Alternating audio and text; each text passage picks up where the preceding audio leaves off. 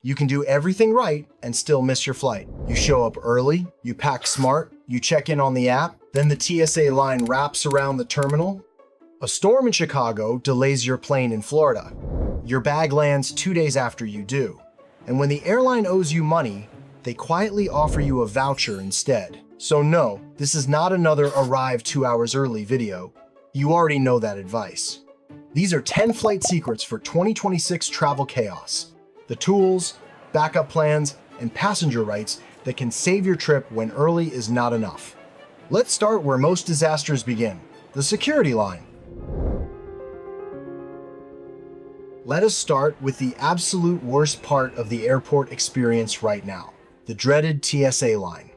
Because of the current budget mess, lines at major hubs like JFK and Atlanta are backing up. So far, they are practically in a different time zone. If you already have TSA PreCheck, great. But PreCheck has a newer layer many travelers still haven't turned on, TSA PreCheck Touchless ID. Think of it like the VIP express lane at a theme park, but for your face. No more digging for your driver's license while the agent squints at your old photo. You just walk up to a high-tech camera, takes a quick scan of your face, matches it with your passport photo on file, and you're through while everyone else is still fumbling with their wallet. But the key is this: it does not happen automatically. You usually need to be a TSA PreCheck member, add your known traveler number to your booking, and opt in through your airline. So before your next trip, open the airline app, go to your profile, look for digital ID, touchless ID, or identity verification, and turn it on. It takes about 2 minutes at home, but at the airport, it can save you from hours of standing on cold terminal tiles while your boarding time gets closer and closer. And speaking of smartphone moves, you need to stop guessing when to leave your house, which brings us to our next secret. Most people check the weather before a flight. Almost nobody checks the airport mood. That's a mistake. The MyTSA app is like your secret weapon. It shows real crowd levels using historical data, not just the live wait times. Because a live wait time snapshot can change fast the second a huge international arrival or tour group hits the checkpoint. Instead, check what happened on this exact day last week. If it shows a massive spike at 8 a.m., you know exactly when you need to beat the rush. Stop treating airport arrival like a fixed 2-hour rule. Check the crowd pattern, and you'll move like you already know where the traps are. And here's the small trick most travelers miss. The best checkpoint is not always the closest one. Sometimes the checkpoint near your gate is the worst one because everyone thinks the same way. A 5-minute walk to another security area can save 20 minutes in line. That is the kind of smart trade you want. Now, even if you time everything perfectly, you can still destroy your own morning if you pack your bag like a junk drawer. Every security line has one person who stops the entire belt. Their bag goes into the scanner, the officer leans closer, the belt stops, the passenger looks confused, which is fair because they packed that bag at midnight using pure emotion. Now the bag gets pulled aside, the gloves come on, everyone behind them quietly loses hope. To avoid becoming that person, use the top layer rule. Everything that might trigger a search, laptop, medications, liquids bag, stays in one easy pouch right at the top of your carry-on, or in an outside pocket you can grab with one hand. Oh, and there's one item travelers always bury too deep: the power bank. Power banks and lithium batteries should stay in your carry-on, not checked luggage. But they also shouldn't be buried under 3 hoodies: a toiletry kit, snacks, and a souvenir mug shaped like a bear. And during staffing shortages, one extra bag search doesn't just slow you down, it slows the whole lane. But wait, there's still one more security trap catching thousands of people off guard this year, and it's gonna cost you if you're not ready. The TSA is cracking down hard on ID checks right now, and if you're flying domestic without a real ID, you're about to hit a painful financial speed bump. Check your driver's license tonight. No star? Don't risk it. If your license doesn't have that star, pack your passport instead. A military ID or a global entry card works too. Just don't rely on hope. And definitely don't show the TSA agent a photo of your ID on your phone like it's a backstage pass. They won't care. Double check your wallet before your Uber even arrives, not when you're already standing at the checkpoint. And if you get caught at the airport with an invalid ID, stay calm. You may still have an option, but it can cost you. TSA's Confirm ID process lets travelers without an acceptable ID pay a $45 fee so TSA can attempt to verify their identity, but it can take extra time, and approval is not guaranteed. All right, say you've made it past security. You're at the gate, sipping your coffee, when suddenly the announcement hits. Your flight is delayed or canceled. This is the moment airlines love, because tired passengers say yes to the first thing offered. When your flight gets canceled, the airline app may move fast. The gate agent is probably going to offer you a colorful voucher or some miles to apologize. Your automatic response should not be yes. Pause first. Ask whether you are owed a cash refund. Thanks to the latest DOT rules, if your flight is canceled or significantly delayed, more than 3 hours domestically or 6 hours internationally, and you choose not to travel or reject the airline's alternative, you're entitled to a cash refund instead of being pushed into a voucher. And the best part? Airlines now have to issue that refund automatically within 7 business days. Don't get pushed into taking the shiny voucher with all its restrictions. A voucher may still make sense if it is generous and you know you will use it. But do not accept one just because the app puts it in front of you first. But what if you absolutely must get to your destination today and can't wait for the refund? That's when you play the airlines against each other. This move sounds a little extreme at first, until the day it saves your wedding or that one business meeting you absolutely cannot miss. When you see bad weather building, your connection airport falling apart, or your airline canceling flights left and right, immediately start hunting for a backup flight about 4 hours after your original one. But make it fully refundable. That phrase is the whole trick. If your first flight leaves on time, perfect. You pull out your phone while you're sitting at the gate, hit cancel on the backup before the fare deadline, and keep the confirmation. The money should go back under the fare rules, but it may sit on your credit card for a few days. If your original flight collapses, you already have a way out. Look, this isn't something you do for every casual weekend trip, but for international connections, big family events, or anything with a hard deadline, this can be the move that keeps your trip alive. Just read the fare rules carefully. Refundable only works if you cancel before the airline's deadline, and the charge may sit on your credit card until the refund processes. And the move only works if you act before the gate turns into a crowd. If you wait until the airline officially cancels the flight, you're fighting with everyone else at the gate. To make that backup plan work, you need to know your flight is doomed before the airline even admits it to you.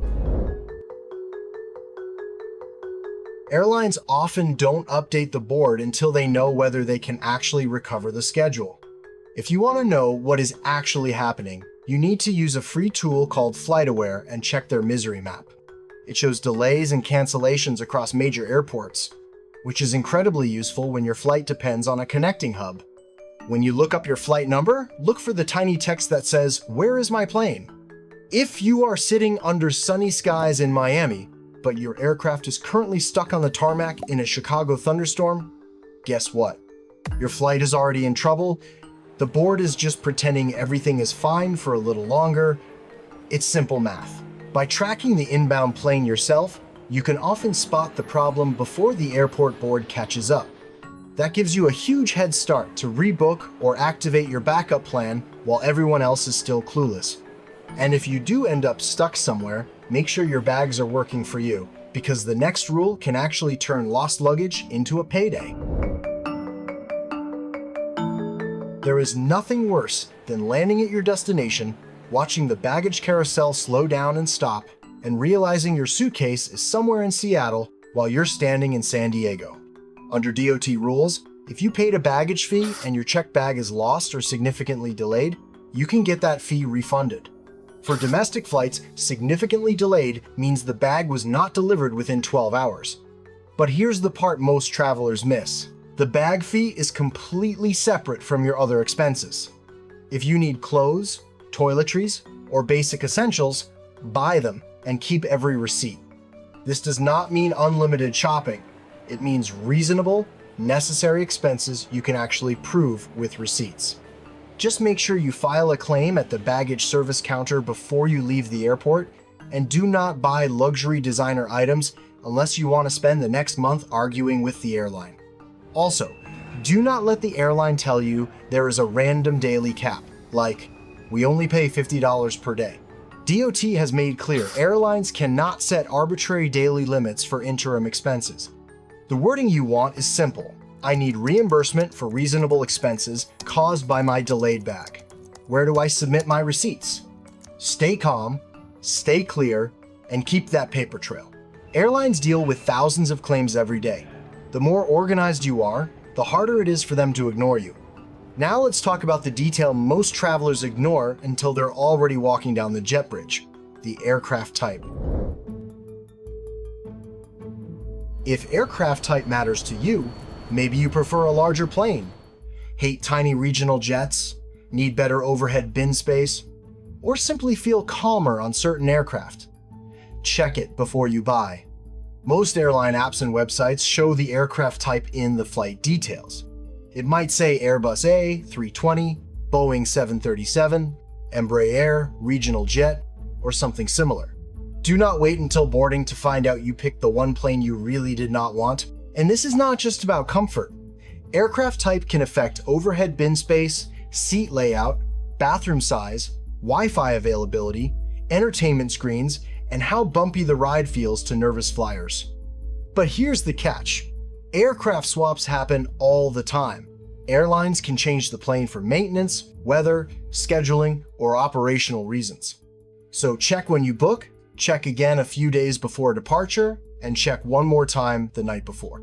If the aircraft changes to one you are not comfortable with, act fast. Look for another flight on the same route, check whether your fare allows changes, or contact customer service before the gate area turns into a negotiation desk. Just remember, I don't like this plane does not always guarantee a free switch. The smarter move is to build flexibility from the beginning. Avoid the most restrictive fare if aircraft type matters to you, give yourself longer connection windows, and choose flights that leave you with options. Because once you are walking down the jet bridge, your choices get a lot smaller. And once you are actually on the plane, here are a few simple tricks that can help with both rough air and rough nerves. Because in a chaotic travel year, the goal is not just getting through the airport. It is staying calm enough to make smart decisions once things go wrong. And sometimes, the thing that goes wrong is your own nervous system at 35,000 feet.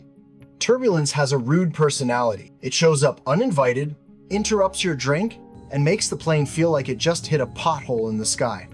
But here's the truth. Turbulence is usually uncomfortable, not dangerous. The real risk is usually people who aren't buckled in. So give your brain something else to do. First, keep your seatbelt fastened whenever you're seated, even when the sign is off. Just snug, not tight. Next, put both feet flat on the floor. Press your heels down gently. That small physical pressure tells your body, I'm grounded. I'm not floating around in panic. Then inhale for 4 counts, exhale for 6. Do it a few times. The longer exhale helps tell your nervous system that it doesn't need to keep smashing the alarm button. Now watch the flight attendants. If they look calm, that matters. If they pause service and sit down, it means they're following procedure. They do this constantly. And if turbulence really scares you, choose seats over the wings. They usually feel steadier. Download your favorite show or calming playlist before you board, because airport Wi-Fi always dies at the worst moment. You don't have to become fearless. You just need a solid routine strong enough to stop fear from taking the wheel. Travel in 2026 is not about showing up early and hoping the system behaves. Early help. But early is not a backup plan. Navigating the skies right now takes a little bit of strategy, a little bit of tech, and a whole lot of knowing your legal rights as an American passenger. Put those 3 together, and you are not just saving time. You are protecting your money, keeping your options open, and moving through the airport like someone who knows exactly how the system works. So before your next flight, do not just pack your bag, pack your strategy. Drop a comment below. When is your next flight? And which of these 10 moves are you going to use first?